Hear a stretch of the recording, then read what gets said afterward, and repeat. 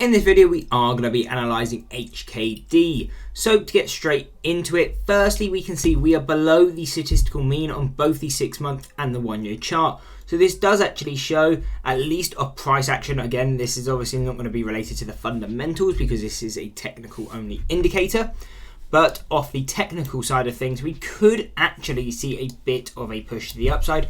Nothing crazy, but if you are bag holding, which to be honest, if you're watching this video, I imagine about 80% of you are, where should you kind of just cut your losses if that's what you're looking to do? And really around $50 would be that first area where we could definitely see an area to cut losses. And the reason for this is our statistical mean. So on a mean reversion outlook or looking at stocks, this is where you expect the stock to reverse to. So really this is our closest of the two. So if you're trying to be on the safer side, lock in or kind of close out your bag hold around $50.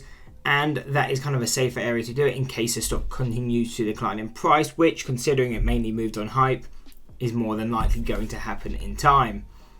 Though if we do break that, we would have a next level at $95, and breaking through there would be 422, 350, 740, and then if we zoom this one out, we can see 633, 1050, 920, and final level taking us to 1385 and also 1210. Now, obviously, again, this stock moved on just crazy momentum, no change to the fundamentals.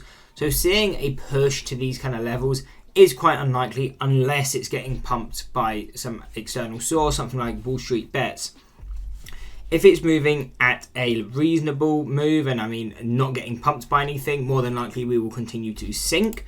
And now why do we say this? Because we can see it is a recent IPO. And what you tend to see, nearly all IPOs, even stocks like Facebook, once they IPO, they usually fall back below their IPO price. So seeing HKD in time push back below its IPO price would be more than likely.